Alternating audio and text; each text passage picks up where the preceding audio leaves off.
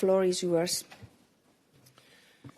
Dear Nikos, dear Ursula, Excellencies, President Aoun and President Al-Shara, first of all, it's a great pleasure to meet with you again after my recent visit with President von der Leyen to your countries in the beginning of the year.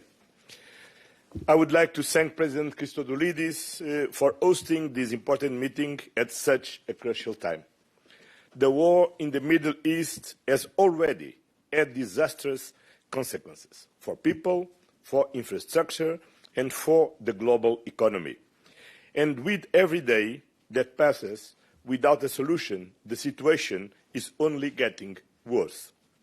The current situation clearly underscores how closely Europe's security is linked with that of the Middle East, and how vital our cooperation on security and defence has become.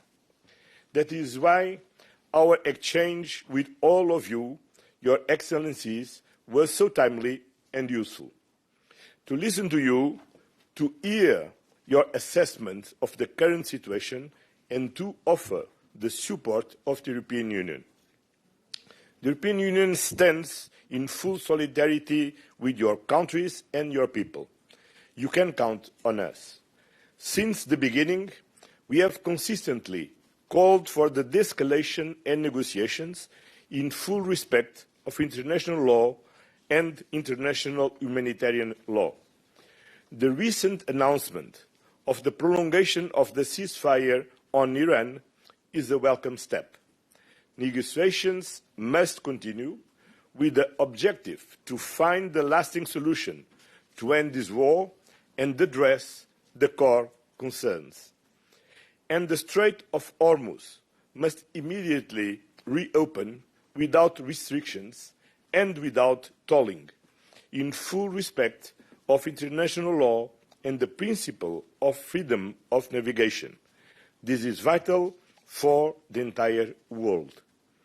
Diplomacy is the only sustainable way forward, and the European Union is ready to contribute to all ongoing efforts. This includes the nuclear file and help in restoring the Gulf energy infrastructure in order to stabilize the global energy markets. The situation in Lebanon, dear President, remains a grave concern for us. We hope that an extended ceasefire on the ground, and we call for diplomatic efforts to continue in full respect of international law and Lebanon's sovereignty and territorial integrity. Hezbollah poses an existential threat for Lebanon, and it is a dangerous destabilizing factor for peace and security in the region. President Aoun, you have taken a truly historic decision to ban the military activities of Hezbollah. We will continue to support you and your authorities in your efforts to disarm Hezbollah. This is the only sustainable solution for restoring Lebanon's stability. It is encouraging to see that talks have started between Lebanon and Israel, and it is essential that they continue. And the European Union will keep on providing humanitarian and economic support to help you respond to the challenges you face. Our friends from Egypt and Jordan have also joined us today. They are our strategic partners, and their stability and security are key priorities for the European Union. I was also happy to meet again with President Al-Shara. The European Union acknowledges the important steps that you have taken to rebuild Syria. We support your efforts towards a peaceful and inclusive Syria. Finally, let me thank the Secretary General of the Gulf Cooperation Council for joining us here today. This year, we will have our next European Union GCC summit. Now more than ever, we need to strengthen our ties. We are a reliable and predictable partner for all of you, today and in the future. We share your objective of building a prosperous, stable and peaceful future for the region, and we stand ready to contribute further. Many thanks. We now give the floor to the President of the European Commission, Ms. Ursula von der Leyen. Thank you very much. First of all, many thanks to President Christodoulides, dear Nikos, for hosting. Voila.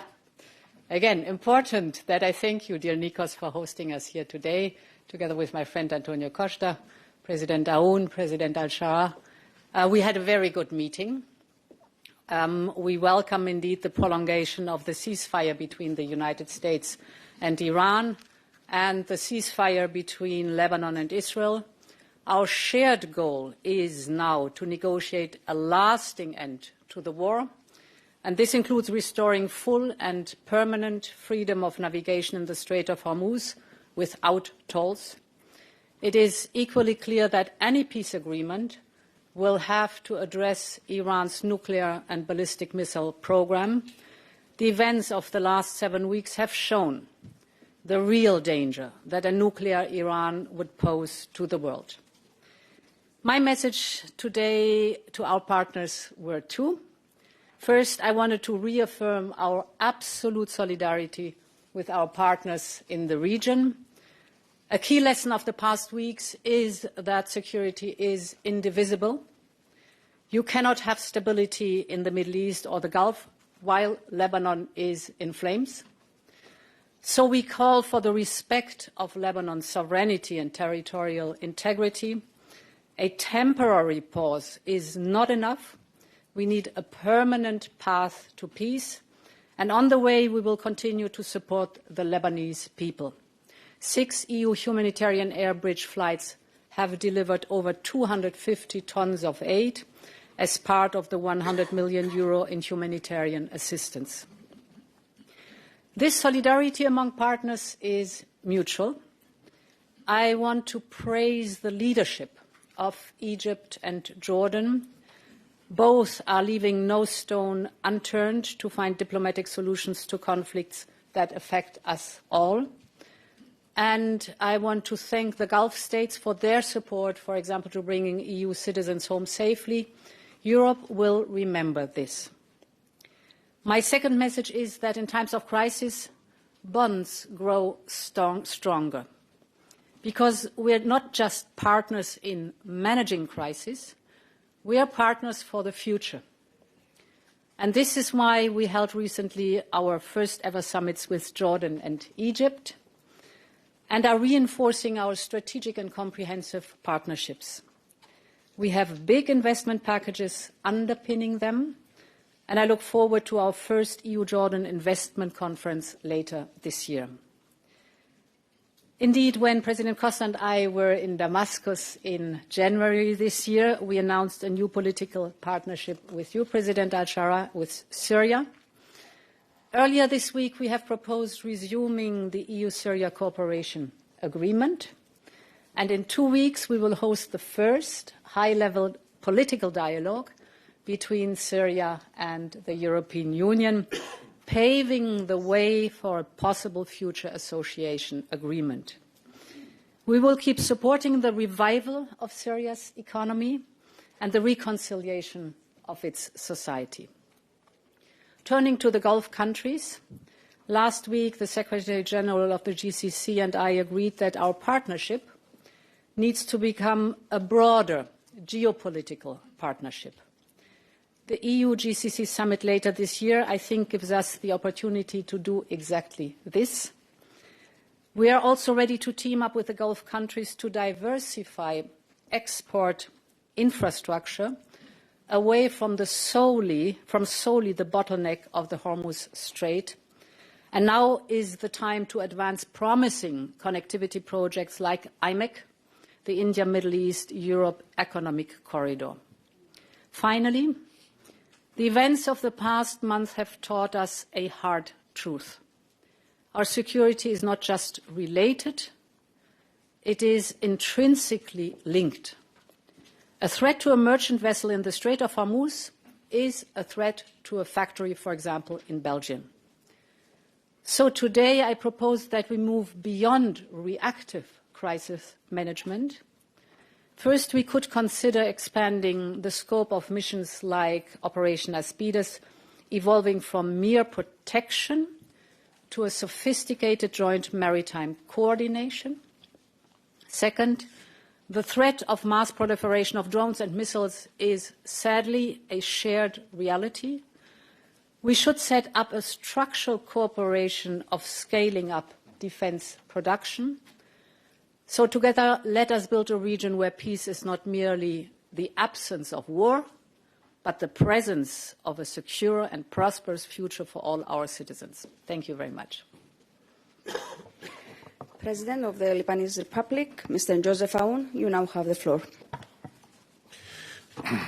الرئيس صديق نيكوس، أود أولا أن أتوجه بالشكر إلى جمهورية قبرص على استضافتها لهذا اللقاء في هذا التوقيت البالغ الأهمية، وعلى الدور الذي تقوم به في هذه المرحلة الدقيقة في تعزيز الحوار بين أوروبا ودول المنطقة. كما أود أن أعرب عن تقديري لجميع القادة والشركاء على استمرار دعمهم ووقوفهم إلى جانب لبنان. لقد شكل هذا اللقاء فرصة مهمة لمناقشة التحديات المشتركة التي نواجهها اليوم في ظل تصاعد التوترات في المنطقة، والتأكيد على أهمية خفض التصعيد وتعزيز الاستقرار لإيجاد حل مستدام في منطقتنا، لما لذلك من تداعيات مباشرة على أمن الطاقة والاستقرار الاقتصادي وحركة التجارة وأمن الممرات البحرية. من جانبنا عرضنا خلال الاجتماعات واقع الوضع في لبنان، حيث يواجه بلدنا حربا متجددة جاءت في وقت لم يكن قد تعافى فيه بعد من أزمات متراكمة، مما أدى إلى تفاقم التحديات الإنسانية والاقتصادية بشكل كبير. اليوم يتحمل لبنان كلفة إنسانية كبيرة مع نزوح واسع وضغط غير مسبوق على البنى التحتية والخدمات، إلى جانب أضرار كبيرة في القطاعات الحيوية وتراجع في النشاط الاقتصادي. لكن في الوقت نفسه أكدنا أن لبنان لا ينظر إلى هذه المرحلة فقط من زاوية الأزمة، بل أيضا من زاوية الفرص التي يمكن أن تضيع إن لم نتحرك معا. فالمنطقة تمتلك إمكانات كبيرة للتكامل الاقتصادي ولتعزيز الترابط في مجالات الطاقة والتجارة والخدمات، وهي إمكانات لا يمكن تحقيقها في ظل عدم الاستقرار. وفي هذا السياق شددنا على أن استقرار لبنان هو جزء من استقرار المنطقة، لا يبقى محصورا ضمن حدوده بل ينعكس على محيطه وعلى شركائه. كما أكدنا أهمية الانتقال من إدارة الأزمات إلى مرحلة التعافي من خلال تعزيز التعاون مع شركائنا الأوروبيين، ليس فقط في الدعم الإنساني بل أيضا في الاستثمار وإعادة الأعمار وتعزيز الترابط الاقتصادي في شرق المتوسط. لبنان مستعد لأن يكون جزءا من هذه المرحلة، ليس فقط كبلد يواجه تحديات بل كشريك في بناء الاستقرار وتعزيز النمو في المنطقة. نتطلع إلى البناء على هذا الحوار وتعزيز التعاون في المرحلة المقبلة بما يخدم مصالح شعوبنا المشتركة. شكرا.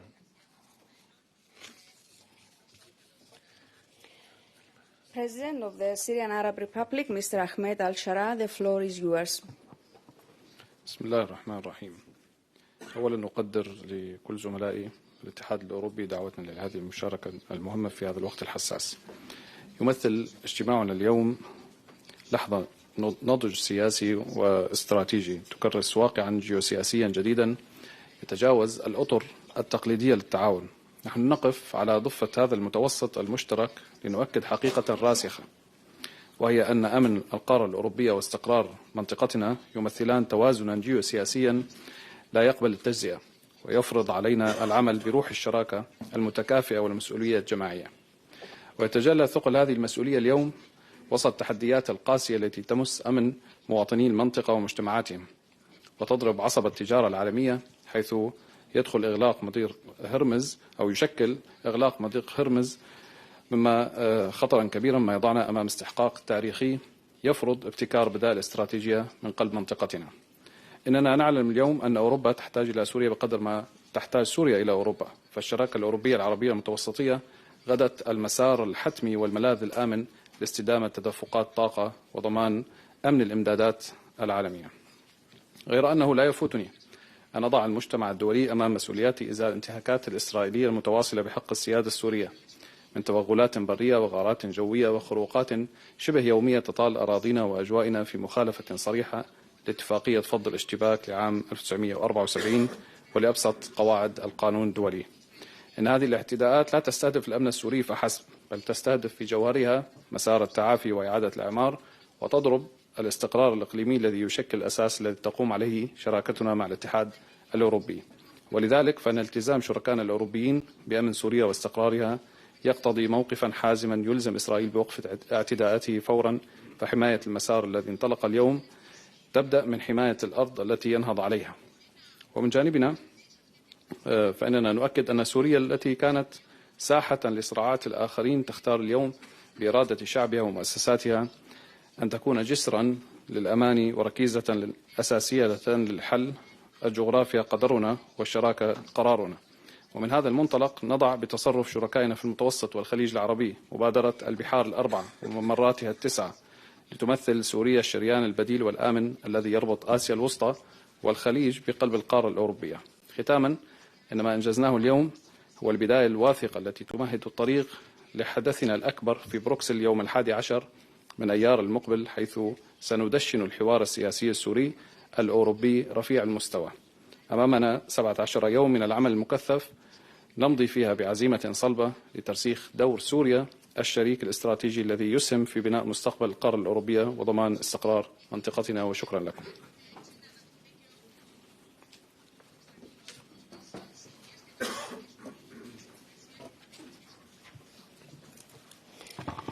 Your Excellencies, thank you very much. We conclude now the part of the statements. Thank you.